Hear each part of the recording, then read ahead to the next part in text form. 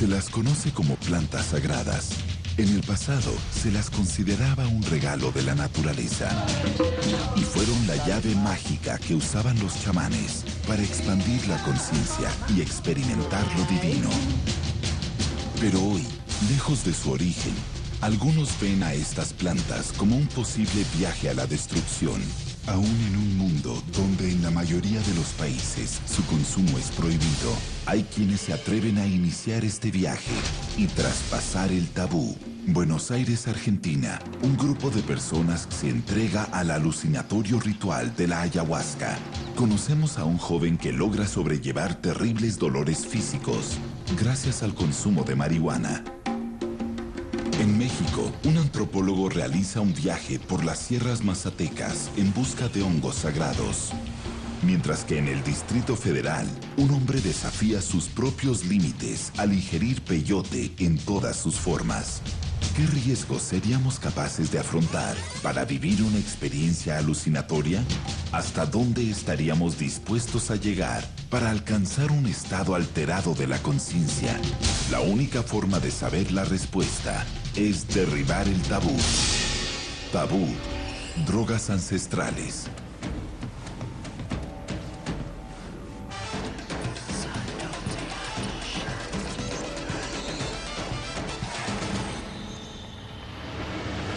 Desde hace miles de años, diferentes grupos humanos han usado sustancias psicoactivas, tanto con fines religiosos como medicinales. Estas sustancias son capaces de inhibir el dolor, cambiar el estado anímico o alterar las percepciones de la realidad. Buenos Aires, Argentina.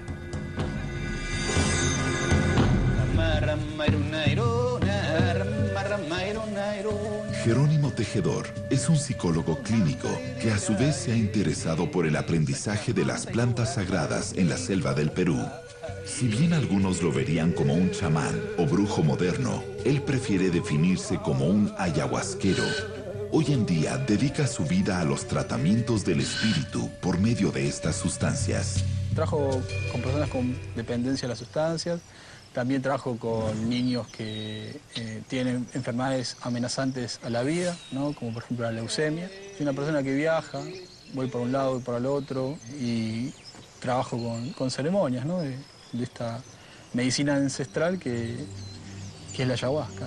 Para las milenarias culturas de Amazonía, la ayahuasca era la soga del muerto, un medio que usaban tradicionalmente para desprender el espíritu sin la muerte del cuerpo.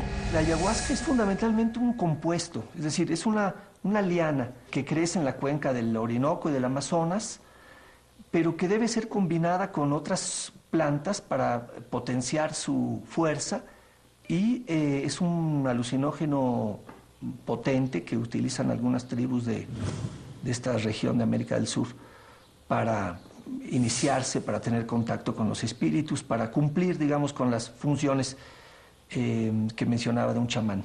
Provocar alteraciones químicas en el cerebro de tipo psicóticos, del cual no hay la seguridad que esa persona pueda salir, y especialmente en manos no médicas, lo que yo he visto es que tiene consecuencias en algunos casos muy nefastas. Las ceremonias con plantas maestras son rituales de curación, transformación y conocimiento que han perdurado desde tiempos ancestrales en muy diversas culturas. Hoy en día hay quienes las ingieren deseando hallar la solución a sus conflictos más dolorosos, y esto quizá devenga en una incontrolable crisis. Otros, en cambio, tendrán que enfrentarse a lo más oscuro de su ser. El origen del uso de la ayahuasca, podríamos decir en ese caso que es ancestral, es decir, no tenemos un origen, un momento del origen. Evidentemente, varias culturas amazónicas en particular realizan este tipo de viajes utilizando la ayahuasca. Hay mucha gente que llega a veces al mundo de las plantas, ¿sí?, pidiendo milagros. El único gran milagro que conocemos es el milagro de la vida. La gente se acerca a las plantas maestras porque es el momento, ¿sí? Porque luego que se han cumplido los 500 años, las plantas han salido al mundo, ¿sí?, a recorrerlo. Fundamentalmente la ayahuasca.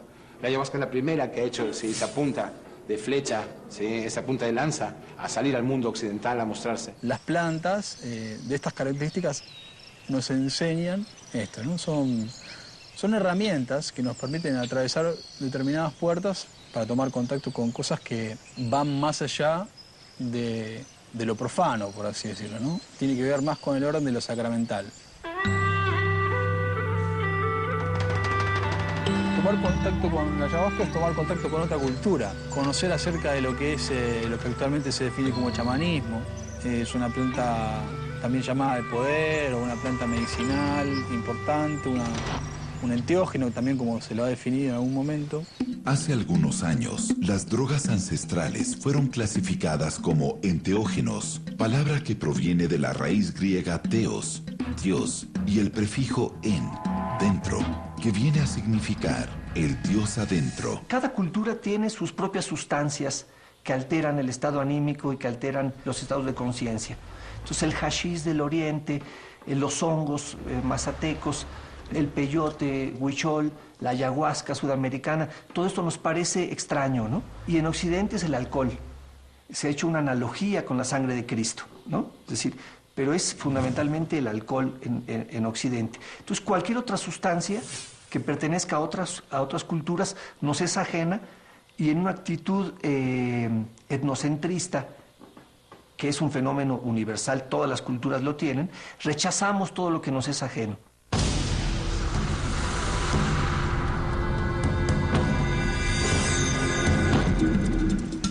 En Puebla, México, el antropólogo Julio Glockner se ha fascinado por las plantas maestras desde su juventud.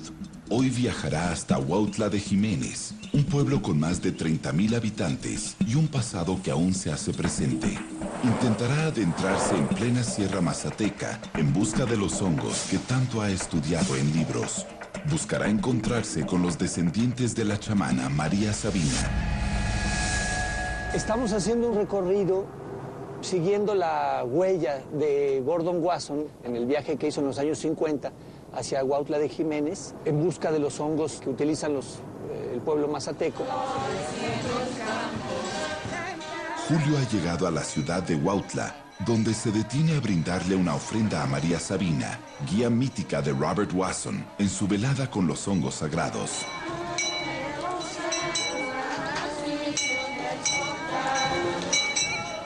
Filomeno ha recibido la herencia de una antigua cultura y nos dejará conocer los rituales que envuelven a los hongos sagrados. ¿Qué tal, don Filo? ¿Cómo estás? ¿Cómo va? Filomeno nos confiesa que él solo obedece lo que el hongo le indica o le transmite a su mente. Lo bueno es que está bajito, no está más arriba, porque para que se siente uno mejor así, a que se limpie, ¿no? Claro. Ahora, Filomeno y Julio emprenden un viaje al corazón de la Sierra Mazateca en busca de los hongos sagrados. Aún así, Julio continúa la búsqueda, confirmando todo lo que siempre ha investigado.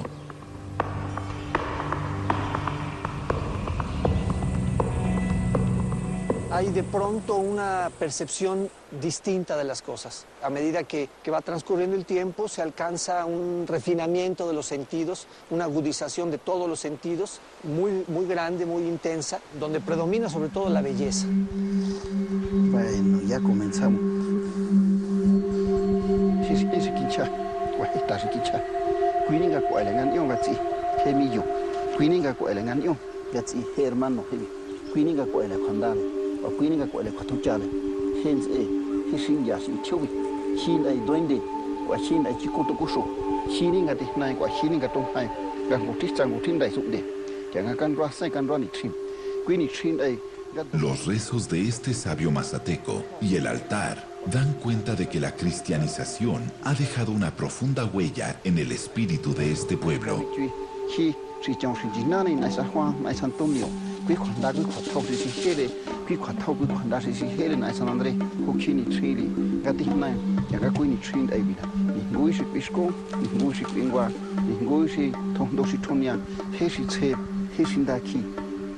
En nombre del Padre, y del Hijo, y del Espíritu Santo. Filomeno se prepara para ingerir los hongos sagrados. Sangre,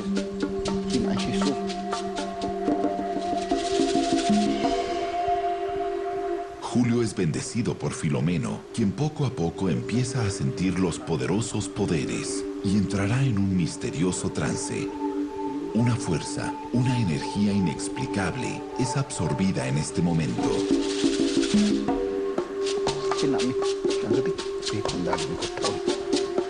Sagradísimo a María Sabina, Padre Interno, que no se falla, que no se equivoque, contento.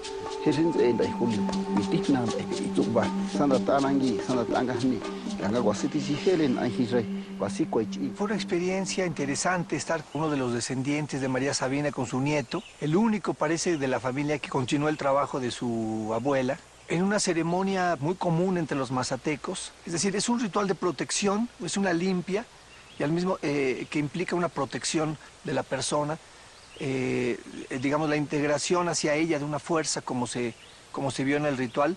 Él lo que hace es primero reconocer la fuerza de la madrecita, de la guadalupana que está allí. Queremos fuerza, una fuerza, fuerza de cielo, fuerza de tierra. Impactado ante lo vivido en la Sierra Mazateca, Julio manifiesta haber vivido algo del orden de lo extraordinario. ¿Qué haría usted si la solución a su sufrimiento es una sustancia prohibida? Luego de una búsqueda desesperada para calmar intensos dolores, Germán descubre en la marihuana la medicina para aliviar su dolor.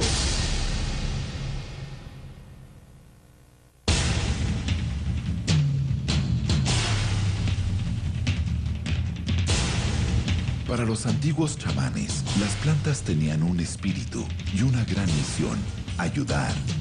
Pero ¿nos dejaríamos ayudar por estas plantas de poder, aun cuando impliquen perder el control de uno mismo?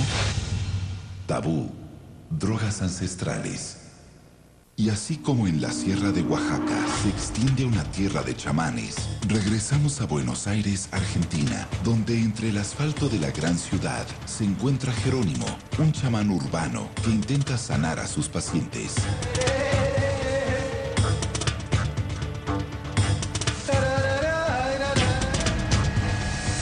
Hay personas que tienen distintos tipos de dolencias, personas con dependencia a determinado tipo de sustancias, que han escuchado que hay tratamientos donde se incursiona con el uso de la ayahuasca, entre otras tantas cosas, ¿no? Como un complemento al tratamiento. Las plantas maestras trabajan de una forma muy fina, muy sencilla, muy primordial, ¿sí? Que es entrando exactamente como medicina donde deben ir. En Occidente conocemos mucho los medicamentos, ¿sí? Tú tienes un dolor de cabeza, te tomas una aspirina, ¿sí? Es un medicamento que va a un lugar, ¿sí? La medicina, como la entendemos nosotros, va donde tiene que ir. Cuerpo, mente o espíritu.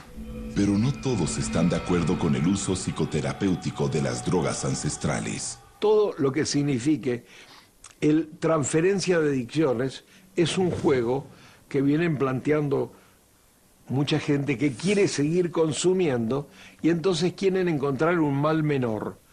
Por ejemplo, para la desintoxicación de cocaína planteaban seguir con marihuana o la aceptación del tabaco. No estoy de acuerdo. Si bien para Jerónimo la ayahuasca es medicina, se atreve a asegurar que su ingesta no es para cualquier persona, ya que la alteración de la percepción que produce puede devenir en experiencias regresivas y angustiantes. Yo no le recomiendo tomar ayahuasca a nadie. Yo, si viene una persona que quiere tomar ayahuasca, yo hago una entrevista, trato de observar ciertos parámetros que me pueden indicar si esa persona puede tomar o no.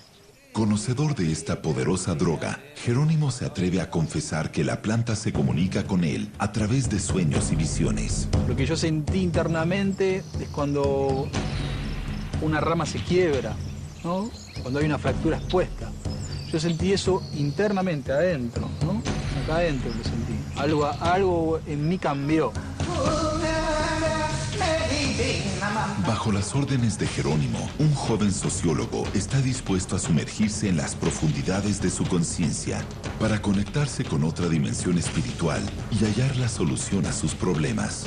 Pablo Gutkin nos cuenta por qué decidió el camino de la ayahuasca. Yo llegué a esto por una problemática particular, por abuso de sustancia. No fui a mi primer ceremonia teniendo esto en la cabeza. Yo fui a mi primer ceremonia buscando otra cosa, buscando un reencuentro con un familiar fallecido hace muchos años y que para mí significó mucho, lo significa actualmente, lo tengo tatuado en mi pierna para que alumbre mi camino, que es mi abuelo, mi abuelito Simón. Yo sabía que la ayahuasca podía llegar a generar, si tenía suerte, algún encuentro que trae a los ancestros.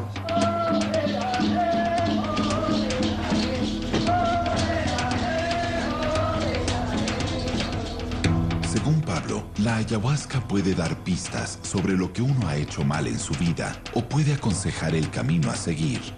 En el caso de Pablo, lo enfrentó con algo que él no quería reconocer, que era un adicto.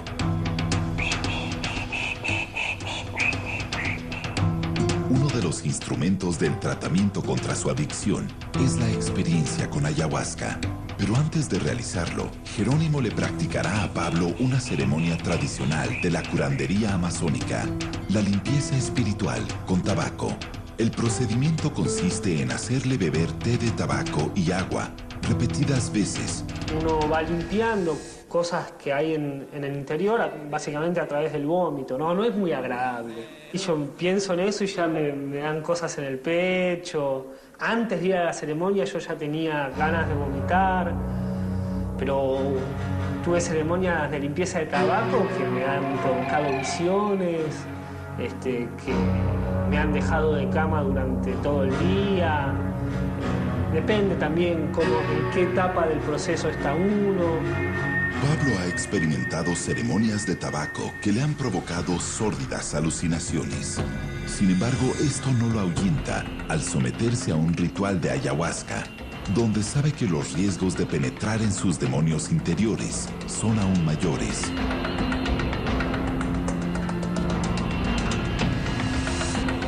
Buenos Aires, Argentina.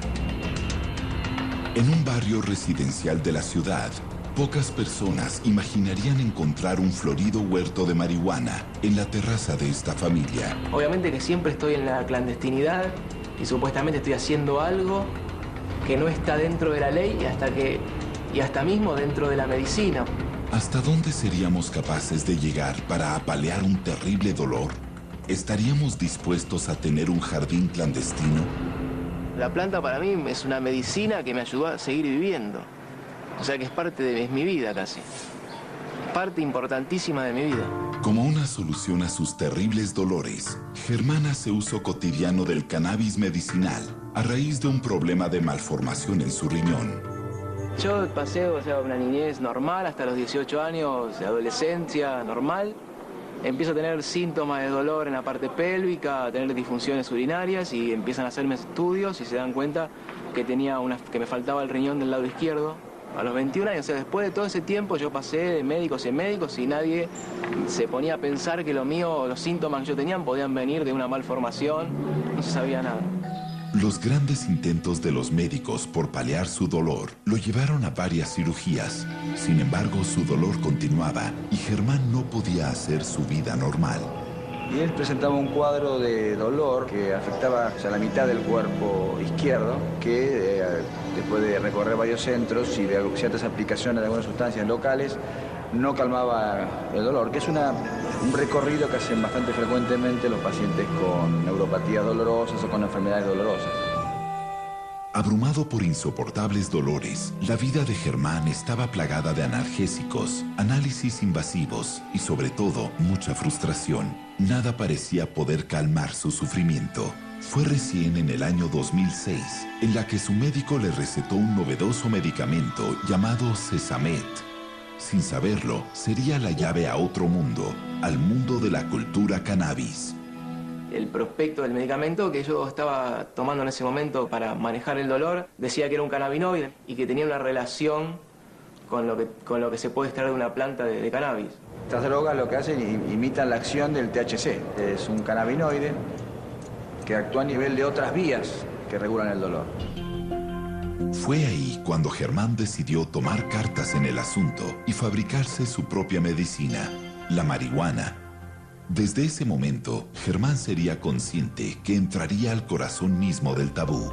Bueno, justamente cuando me indican a mí el Sesamet, saliendo del hospital, paso a un kiosco de revistas y veo la THC. Sebastián Basalo es periodista y cofundador de la controversial revista de cultura canábica, THC. Germán fue entrevistado para la misma como ejemplo de su uso medicinal y desde entonces mantiene una relación muy cercana con Sebastián.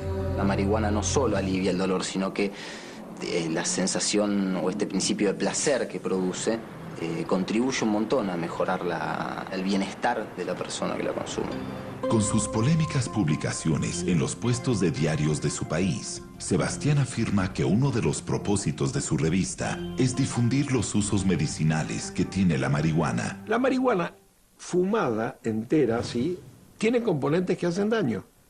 Si se extrae algunos componentes y se hace un medicamento, cambia el sentido. Buenos Aires, Argentina.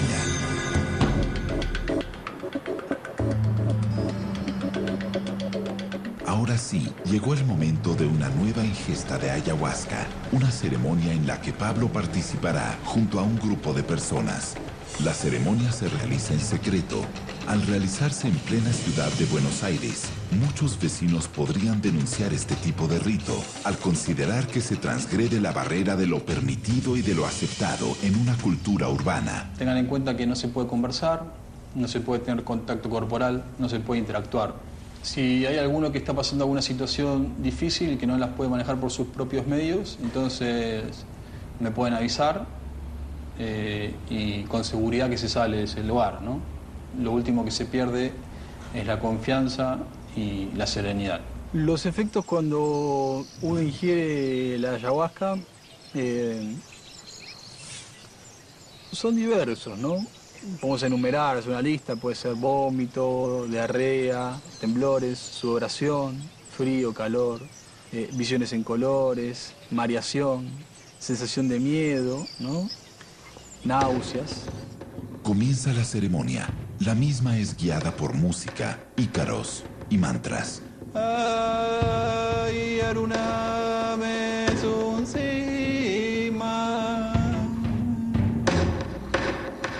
El viaje ha comenzado. Las cartas están echadas. Jerónimo sostiene que la ayahuasca trabaja de una forma directa en el inconsciente. Puede tener una utilización medicinal para el tratamiento de la depresión y la ansiedad. Sin embargo, la medicina tradicional tiene sus objeciones. Desde el punto de vista médico, me parece absolutamente pertinente que estén prohibidos y que su uso no sea extensivo a la población, porque son sustancias a las que he denominado psiconeurobiosociogenético tóxicas. Es decir, tienen factores absolutamente dañinos para la condición de salud humana y no hay ninguna razón ni ninguna necesidad de utilizarlas fuera de los contextos médicos, si alguna de ellas pudiera tener algún interés especial. Después de escalofriantes visiones, el ritual ha finalizado. Algunos deciden quedarse en silencio. Otros necesitan compartir las experiencias abrumadoras que acaban de vivir. Es una experiencia bastante linda, bastante devastadora. ¿Devastadora? Sí, interesante, ¿no? Una manera de poder bajar ese personaje que cada uno tiene. ¿Sentiste malestar en qué parte? ¿En qué zona? En la altura de la panza. Cuando vos cantabas, es como que esa vibración que ibas sintiendo en las manos se iba para distintas zonas del cuerpo. Y cuando terminé fue así, es como que todavía me siento vibrante. La vibración que, bueno, somos energía, pero la puedo sentir. ¿Sentiste la planta? ¿Qué te parece? No podía. Quería que termine, me quería ir. ¿No viste que cuando terminamos salí de una porque como que estaba todo el tiempo por sobrepasarme? Muy fuerte la planta, muy fuerte. Y por momentos mucha felicidad, por momentos mucha tristeza. El encuentro con mi abuelo fue muy emocionante. Lo venía esperando hace muchos años. fue visual, fue una cosa visual, pero también fue del orden de la percepción que trasciende lo visual. Sentí su presencia. Podemos decir también que sí, que es un tema tabú, debido a que es algo que para nosotros es algo que no se conoce mucho y que a la hora de abordarlo nos genera cierta inseguridad, cierto miedo, que es natural en el ser humano por la propia naturaleza del miedo a lo desconocido. Fue para mí un despertar, un resurgir. Algo de mí se murió y algo de mí nació, volvió. Eso fue la ayahuasca para mí.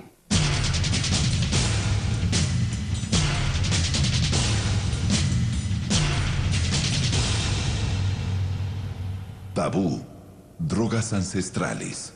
Enseguida regresamos con Tabú Latinoamérica en Nat Geo.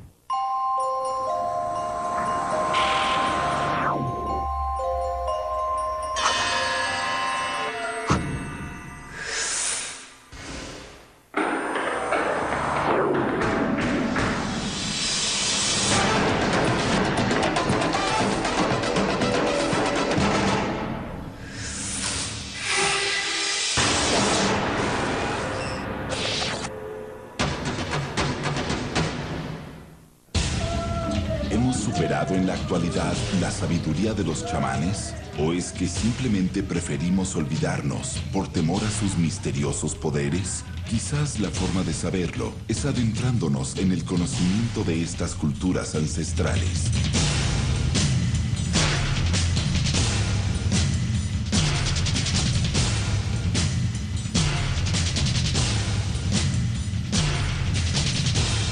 Tabú, drogas ancestrales.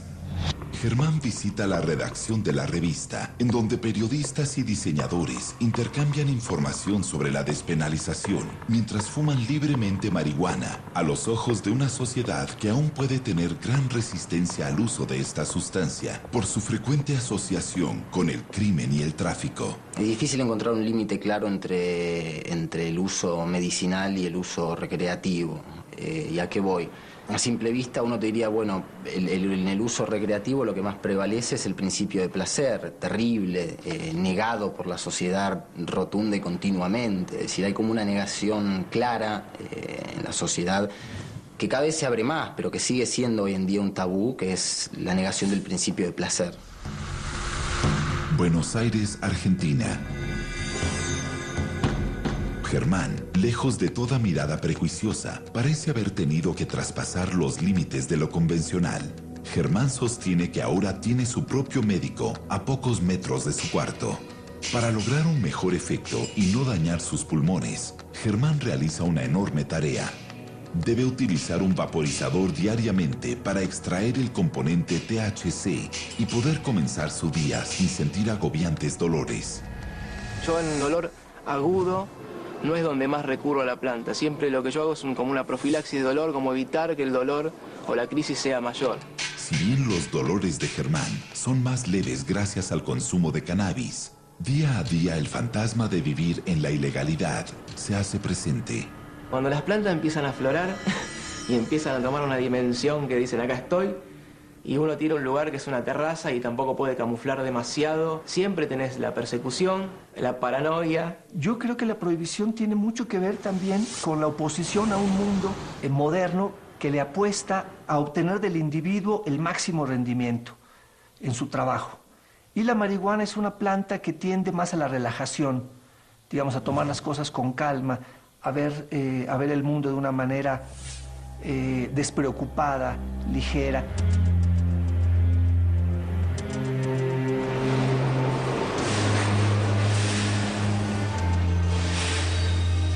Sebastián Basalo es uno de los exponentes más concretos en la lucha por despenalizar la marihuana.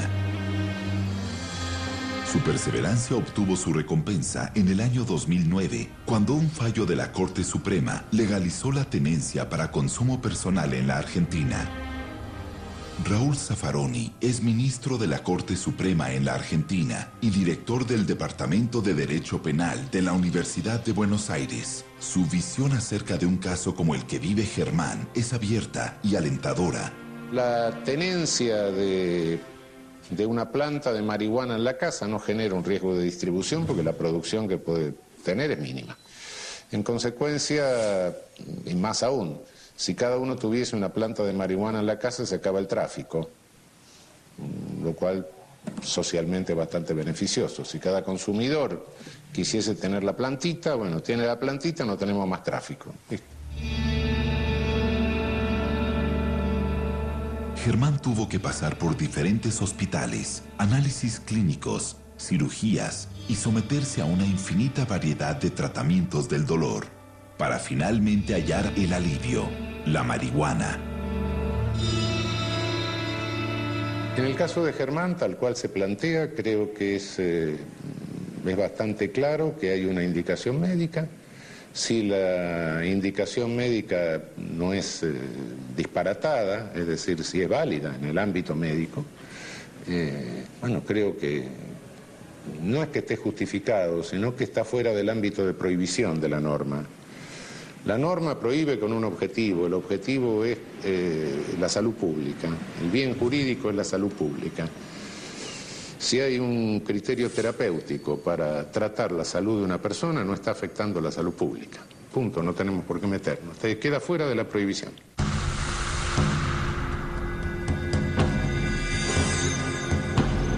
En la Sierra Madre Occidental de México existe un pueblo, un universo mágico, gobernado por la casta de los chamanes, la ancestral cultura huichol.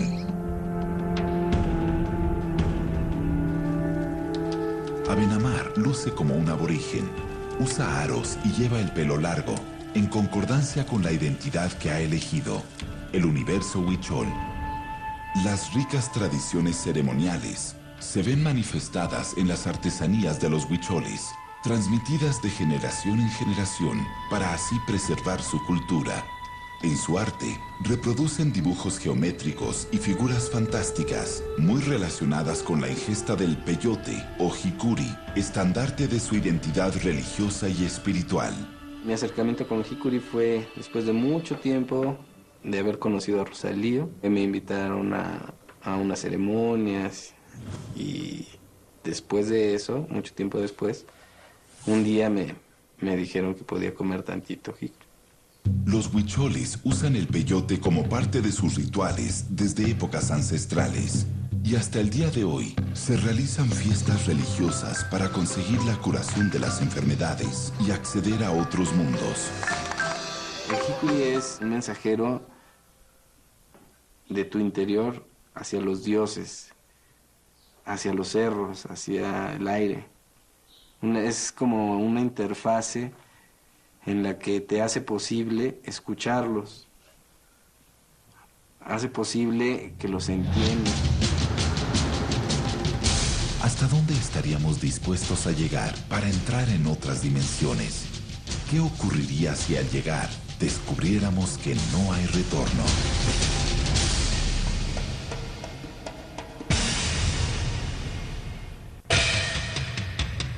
Abenamar visita a Rosalío, el maestro chamán con quien realiza sus poderosos viajes. Rosalío indica los pasos a seguir para encontrar el cactus.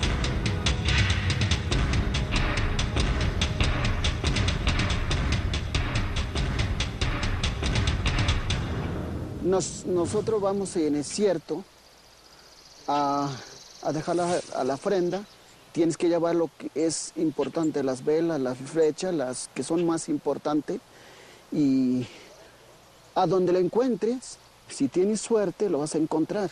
Pero si no tienes suerte, no tan fácilmente lo puedes encontrar. Con cariño lo saludas y le dices, vengo aquí a tu casa a dejarte tu ofrenda, lo que me ha pedido, o también quiero recibirte. Rosalío y Abenamar se introducen en los misterios del desierto huichol con el propósito de hallar los hongos que usarán durante la ceremonia.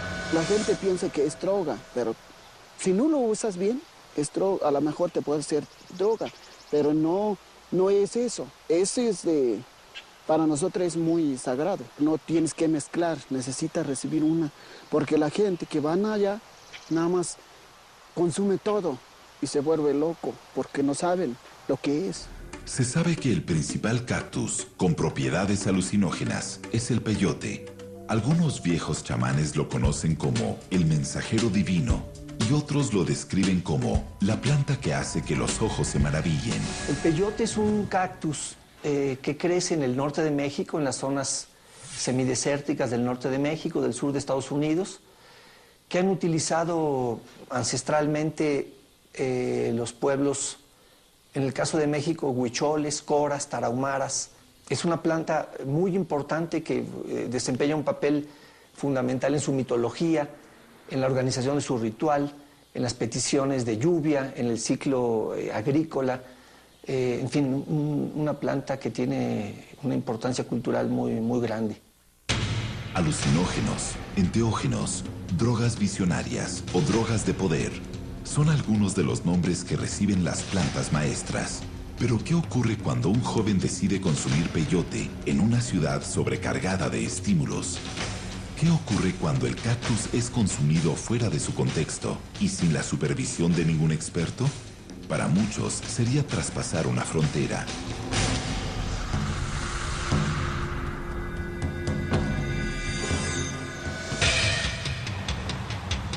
En México, las tradiciones indígenas se entremezclan con una ciudad moderna, superpoblada y en continuo movimiento. Después de una ingesta, por ejemplo, excesiva de hongos llamados alucinógenos o de derrumbes, como los conocemos aquí, yo tuve un periodo de desprendimiento corporal, o sea, estas plantas no son, u hongos no son un juego, ¿no? Lo que para algunos es un viaje de exploración interior, para los especialistas en salud puede resultar desastroso y conducir a consecuencias fatales. Mucha gente que necesita las drogas y que necesita las sustancias y que busca ese algo más que les da, porque yo creo que las drogas son buscadas por los seres humanos porque no toleramos nuestras limitaciones. Y las drogas brindan la ilusión de ser algo más de lo que somos. Entonces, con el cuento de la espiritualidad, mucha gente se mete en estas investigaciones.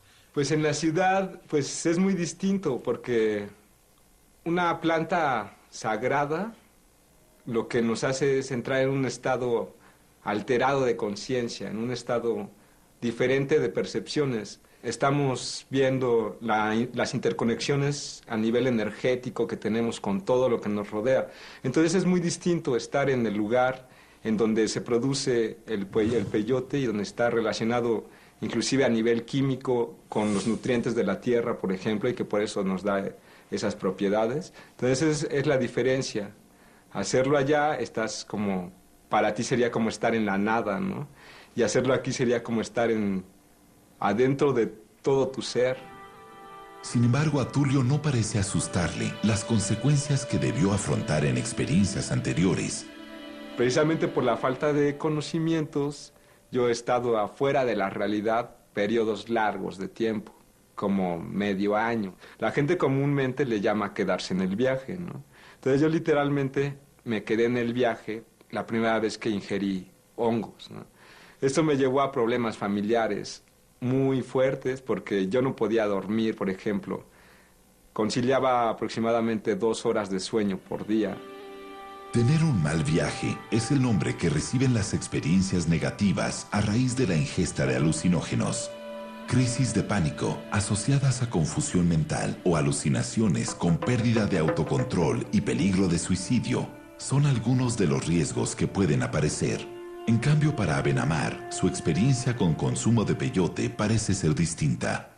Hay muchos mitos y yo creo que también por eso la gente lo busca tanto. A la gente le asusta el acercamiento con las plantas sagradas y hay mucha curiosidad, mucho morbo hasta en cierta forma. Primero que nada hay una resistencia cultural a utilizar estas sustancias que no son ajenas porque son peligrosas, ¿no?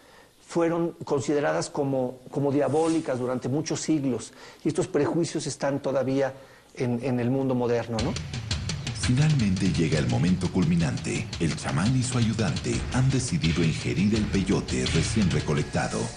Pues sí, lo podemos hacer y se puede recibir. Pues yo ya tengo mucho rato que tengo que recibir.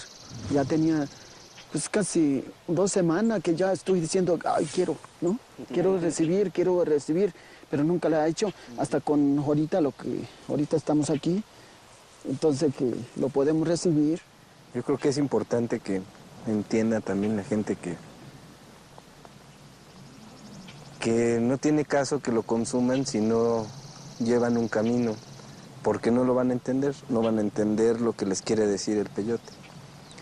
Esto es un camino de mucho sufrimiento, de mucho esfuerzo, que cuesta mucho trabajo aprender o tratar de entender tantito lo que te está dando el peyote.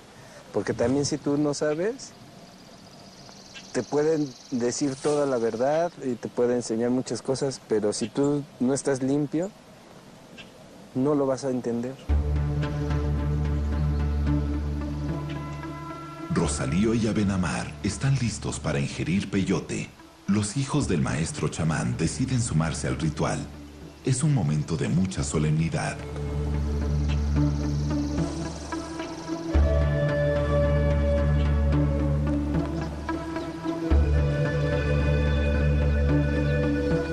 Rosalío invoca a los dioses y a sus antepasados en busca de protección para el momento más esperado de Abenamar. Comienza un nuevo viaje. Mientras tanto, Tulio ha resuelto traspasar las reglas. No solo consumirá el cactus en su estado puro, sino que lo fumará mezclado con altas dosis de marihuana. Y por si esto fuera poco, realizará una infusión a base del mismo. La ingesta de estas plantas te lleva a un estado alterado de conciencia. Entonces, si tú no tienes información completa acerca de cuál es tu estado de conciencia primario y te enfrentas a otro, puedes encontrarte en situaciones difíciles, ¿no? Llegar a lo que la gente llama mal viaje o trastornos mentales, etcétera, ¿no?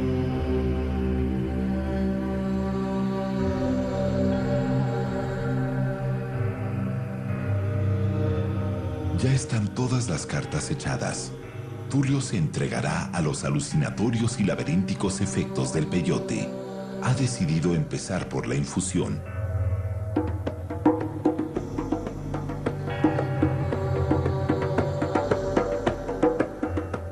Tulio se muestra decidido. No parece inquietarse ante lo que puede suceder. Una vez terminada la infusión, Tulio desea pasar a fumar su cigarrillo de peyote y marihuana. Para que la experiencia sea completa, solo falta dar el último paso, la ingesta de peyote. ¿Qué se siente? ¿Inexplicable? Al ingerir este tipo de sustancias, pues tú estás ya en otra frecuencia, ¿no? Yo definitivamente sí creo que no hay vuelta, no hay regreso, ya estoy normal, ¿no? Ya se me bajó. ¿Por qué? Porque la planta o el hongo te va a enseñar una cosa, ¿no? El mensaje es claro, todos somos uno.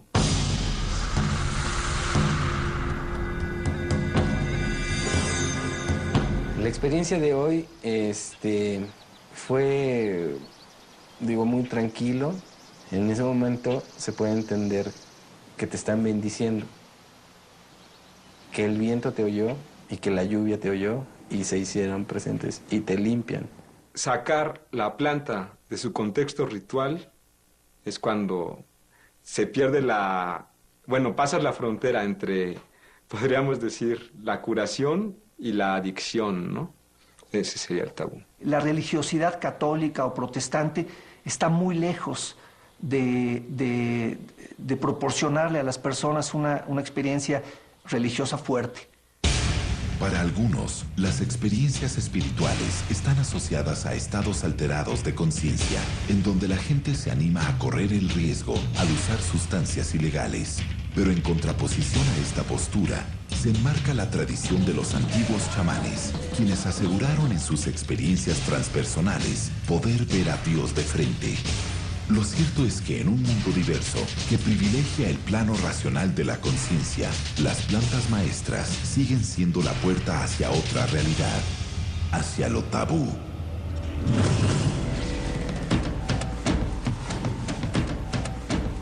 El próximo domingo, en Tabú, Deportes al Límite. En ese momento no sientes los golpes.